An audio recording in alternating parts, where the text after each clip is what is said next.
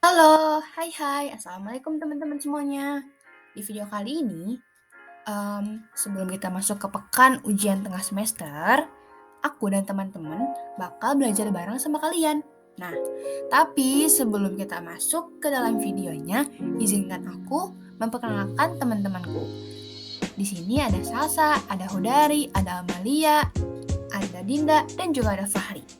Nah, sebenarnya kita mau belajar apa sih? Jadi, kita mau belajar tentang materi atau mata kuliah dari analisis kualitatif dan kuantitatif. Lebih tepatnya sih reaksi, titrasi, reduksi oksidasi. Kalian pasti udah pernah dengar kan? Atau masih bingung? Tenang, kita bakal bahas sama-sama di video ini. Nah, kita akan mulai sekarang. Kok videonya nggak bisa diputar sih? Kak, kamu harusnya ngeklik 2 kali tahu. Oh, ngeklik 2 kali. Oke.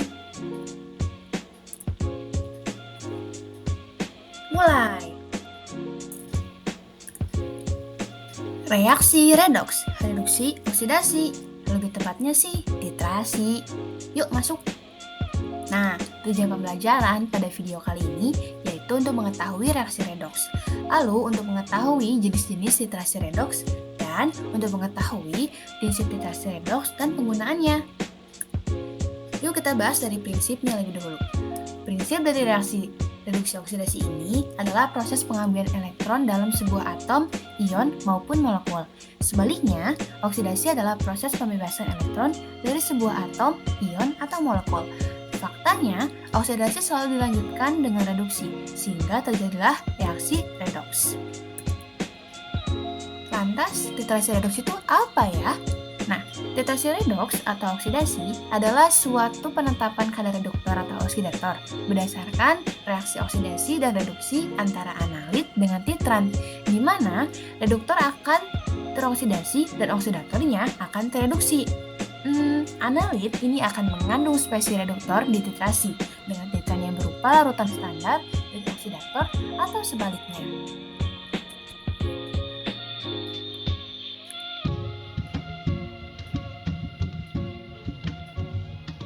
Nah, artinya titrasi redoks berdasarkan perbedaan elektron antara titran dan analit.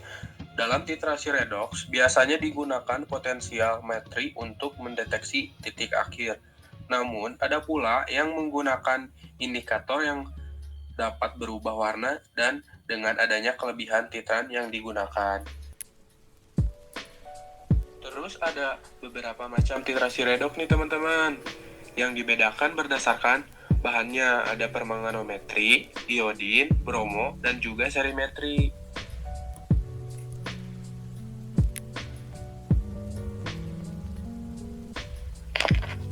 Permanganometri merupakan titrasi yang dilakukan berdasarkan reaksi oleh kalium permanganat atau KMnO4.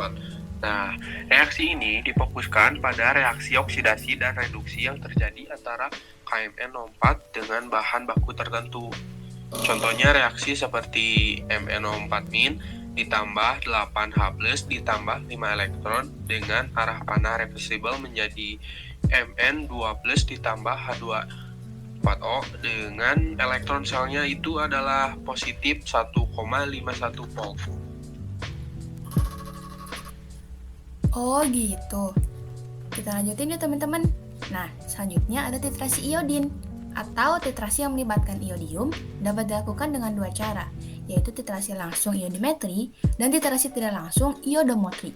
Iodometri merupakan metode titrasi redoks yang melibatkan iodin yang memiliki potensial reduksi lebih kecil dibandingkan dengan iodium. Pada reaksi oksidasi, iodium akan mengalami reduksi menjadi iodida sesuai dengan reaksinya. I2 ditambah 2E menjadi 2I negatif.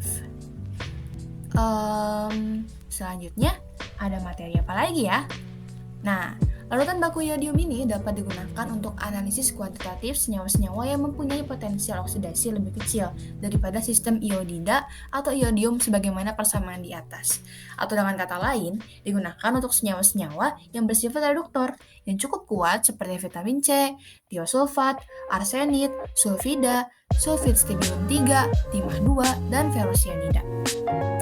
Sedangkan untuk titrasi secara tidak langsung, iodometri merupakan titrasi tidak langsung dan digunakan untuk menetapkan senyawa-senyawa yang mempunyai potensial oksidasi lebih besar daripada sistem ionium atau iodida atau senyawa-senyawa yang bersifat oksidator. Reaksi yang terjadi pada titrasi iodometri ini untuk penentuan iodat adalah sebagai berikut. IO3- ditambah 5I- ditambah 6H+ menjadi 3I2 tambah H2O.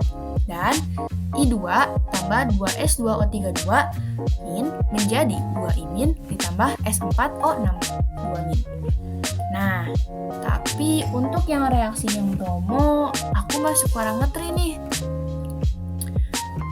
Kira-kira kita minta tolong siapa ya? Amalia, bantuin aku dong. Kamu dong yang jelasin tentang titrasi bromo. Oke. Nah, teman-teman, jadi titrasi bromo ini merupakan salah satu metode oksidimetri dengan dasar reaksi dari ion bromat atau BrO3. Oksidasi potensiometri yang relatif tinggi dari sistem ini menunjukkan bahwa kalium bromat adalah oksidator kuat. Hanya saja, kecepatan reaksinya tidak cukup tinggi. Untuk menaikkan kecepatan ini, titrasi dilakukan dalam keadaan panas dan dalam lingkungan asam kuat.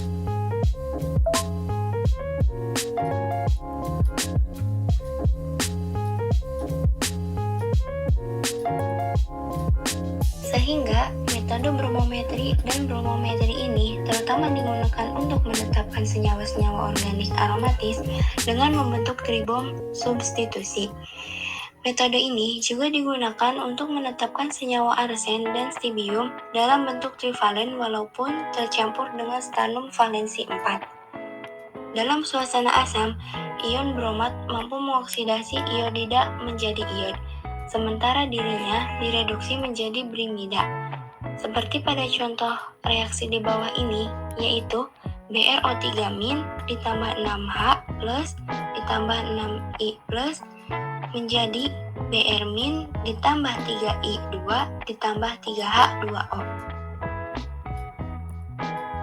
Sehingga metode bromometri dan Bentar. Kalau gitu, yang titrasi sedimetri apa sih? Kayaknya aku inget deh, Mal. Biar aku aja yang jelasin ya. Jadi, titrasi sedimetri ini melibatkan larutan cerium 4 sulfat dalam asam sulfat encer yang merupakan zat pengoksidasi yang kuat dan lebih stabil daripada larutan kalium permanganat. Dengan suatu syarat bahwa asam sulfat itu harus mampu menghindari hidrolisis dan pengendapan garam basanya. Kalau larutan kalium permanganat dapat direduksi menjadi beberapa macam keadaan hasil reduksi, maka reduksi larutan cerium 3 itu harusnya kayak gini, Mal, yaitu C4+ ditambah elektron menjadi elektron C3+. Bentar deh teman-teman, itu kok ada wangi-wangi lagi ada yang masak mie ya? Enak nih minyak mendidih. Pemirsa, loh, kok Amalia, kok mie aku malah diambil sih? Ya udah deh, kalau gitu teman-teman kita langsung ke materi aja yuk.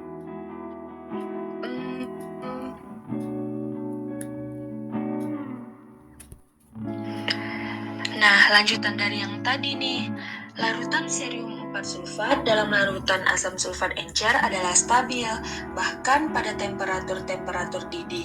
Larutan dalam HCl dari garam ini tidak stabil, karena reduksi menjadi Ce3 oleh asam tersebut dengan dibarengi pembebasan klor. Adapun reaksinya yaitu 2Ce+ ditambah 2Cl- menjadi 2Ce3+ ditambah Cl2. Nah, reaksi ini berlangsung benar-benar cepat pada pendidihan, maka HCl tidak dapat digunakan dalam oksidasi-oksidasi yang memerlukan pendidihan dengan cerium 4 sulfat berlebih dalam larutan asam. Asam sulfat harus digunakan dalam oksidasi demikian.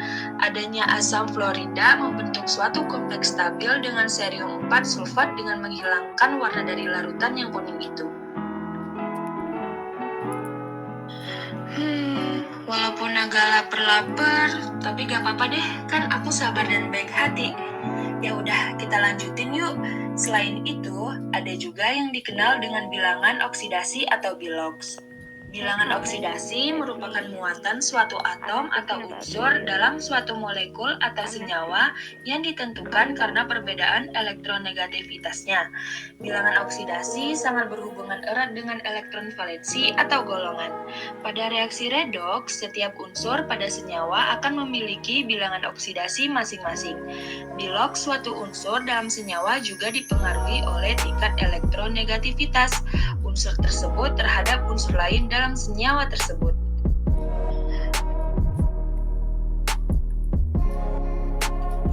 Tiga hari Selasa. Hai guys, aku Salsa. Nah, jadi aku bakal lanjutin materinya ya. Materi selanjutnya adalah titik ekivalen dan titik akhir. Apa ya itu? Titik ekivalen adalah titik yang menunjukkan saat titran yang ditambahkan bereaksi seluruhnya dengan zat yang dititrasi. Dengan kata lain, pada titik ekivalen, jumlah mol titran setara dengan jumlah mol titrat menurut stoikiometrik. Perlu kita ketahui bahwa titik ekivalen bukanlah titik akhir. Lantas, apa sih titik akhir itu?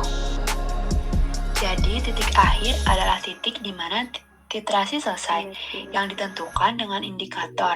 Idealnya, indikator akan berubah warna pada saat titik ekivalensi, di mana volume dari pentiter yang ditambahkan dengan mol tertentu sama dengan nilai dari mol larutan yang dititer. Adapun yang namanya kurva titrasi nih teman-teman. Kurva titrasi asam basa menunjukkan perubahan pH larutan selama proses titrasi asam dengan basa atau sebaliknya. Bentuk kurva titrasi memiliki karakteristik tertentu yang bergantung pada kekuatan dan konsentrasi asam dan basa yang bereaksi. Oi, ini aku ketinggalan apa ya?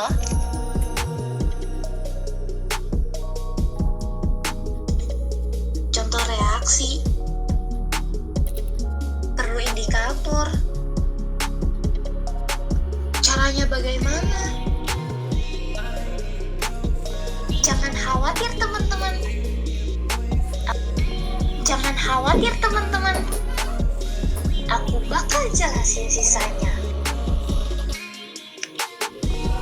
Jenis induktor yang biasa dipakai yang namanya indikator titrasi atau indikator redoks, atau yang dalam bentuk oksidasinya memiliki warna yang berbeda dengan warna dalam bentuk reduksi. Indikator lain yang bersifat reduktor atau oksidator lemah juga sering dipakai untuk titrasi redoks. Misalnya fenolftalin, feroin, metilen, blue,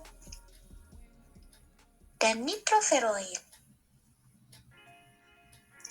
Atau ada juga yang tidak menggunakan indikator seperti permanganometri. Biasanya, dua jenis indikator digunakan untuk menentukan titik akhir.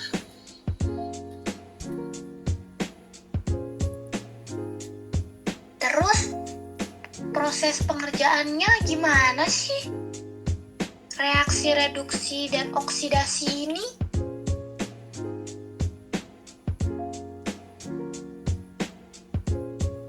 Kalau gitu, bingung ya? Penasaran? Cus, kita kepoin. Aku bakal manggil semua teman-teman aku buat nonton dan juga nyaksin videonya nih teman-teman. Yuk kita nonton. Ayo! Quantifying acid and base reactions by titration. One famous laboratory method is titration. Chemists use this method to quantify the unknown concentration of the solution by reacting it with solution of known concentration. In an acid-base titration, the acid may be the solution with known concentration and reacts it with base of unknown concentration to determine its concentration or vice versa. So titration is done just like this. Suppose you have a known concentration of sodium hydroxide and you want to determine the unknown concentration of HCl, so you do titration. You put the HCl solution of volume 50 ml in an Erlenmeyer flask and you fill the burette with sodium hydroxide solution up to the 0 mark. You need an indicator called phenolphthalein and put 3 drops to the Erlenmeyer flask. The purpose of this indicator is for us to know the endpoint. Now you start your titration. Several times later, you notice that there is a temporary color light pink change when the sodium hydroxide solution drops. This means that we are now going to reach the endpoint. The endpoint is a permanent color change from colorless to light pink. When you put more sodium hydroxide, exceeding the needed sodium hydroxide for the endpoint, then your solution is now overrun. Another term used in titration is equivalence point. This is the time when the amount mole H plus ions has reacted with the same amount mole of OH minus ions. This appears as the temporary color change in your titration, whereas endpoint has slightly excess amount mole OH minus and appears as permanent color change in your titration.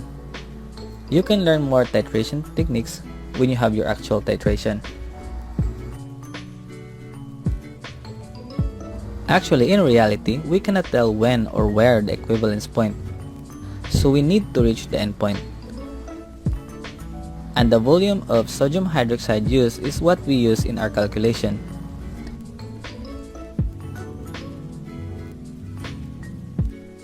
Here, we assume that the amount mole of sodium hydroxide from the endpoint is equal to the amount mole sodium hydroxide to equivalence point for us to solve the unknown HCl concentration.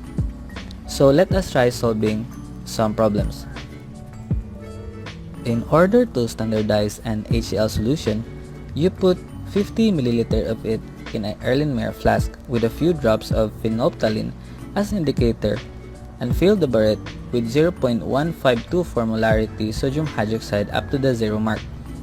Then you use 33.32 ml sodium hydroxide for you to reach the endpoint. So what is the concentration of HCl?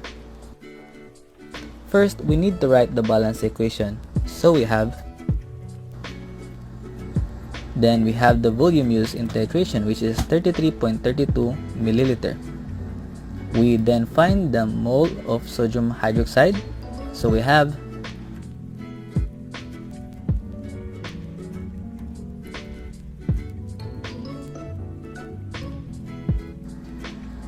Then from the balance equation, we can convert the amount mole sodium hydroxide to amount mole HCl. So we have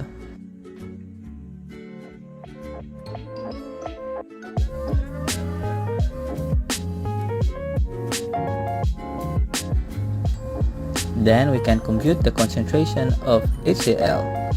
We have